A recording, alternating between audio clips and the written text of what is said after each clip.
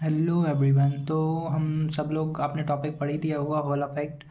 तो hall effect बहुत important topic है, तो आइए हम इसको समझते हैं। It was suggested by professor E.H. Hall in 1897 that magnetic field is applied perpendicular to the direction of the current in a conductor, then a transverse electric field is developed। तो जैसा कि आप सभी देख सकते हैं, यहाँ पे एक ये कंडक्टर है, इसको कुछ भी आप नेमिंग कर सकते हैं। इसमें ये इलेक्ट्रॉन्स हैं। इलेक्ट्रॉन्स यहाँ से जब करंट फ्लो होगा, करंट फ्लो हुआ, आई करंट फ्लो हो रहा है, तो ये जो इलेक्ट्रॉन्स हैं, आप सभी को पता होगा कि जब यहाँ से करंट फ्लो होता है, जो इलेक्ट्रॉन्स होते हैं वो अपोजिट डायरेक्शन में ड्रिफ्ट वेलोसिटी से मूव करते हैं।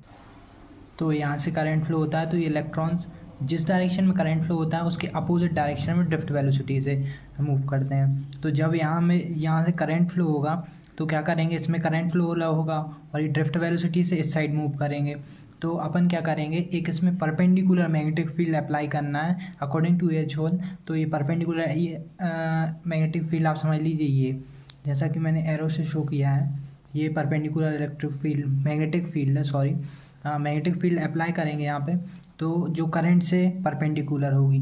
तो जैसे ही अपन इस मैग्नेटिक फील्ड को परपेंडिकुलर अप्लाई करते हैं तो एक ट्रांसवर्स इलेक्ट्रिक फील्ड इन दोनों के इन जो डेवलप होगी, एक ट्रांसवर्स इलेक्ट्रिक फील्ड डेवलप हो जाएगी जो कि इन दोनों से ही म्यूचुअली परपेंडिकुलर होगी।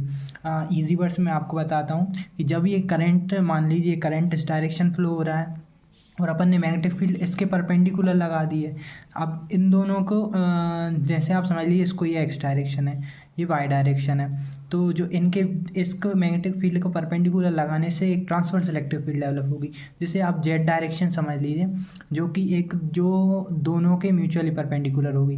यही E.H. हॉल ने बताया था, the electric field is perpendicular to both the direction of the current and magnetic field, the phenomena of production of transverse electric field. इसी फिनोमेना को हम E.H. हॉल ने हॉल इफेक्ट कहा। और E.H. हॉल इफेक्ट इसलिए कहा गया उनके नेम के ऊपर, क्योंकि उन्होंने डिस्कवर किया था E.H. हॉल, इसलिए इसे हॉल इफेक्ट कहा गया। This electric field is called hall field, और जो फील्ड डेवलप होगी उसको अपन हॉल फील्ड बोलेंगे। Origin of hall effect. I hope आप सबको ये समझ में आ गया होगा। तो मिलते हैं नेक्स्ट वीडियो के अंदर।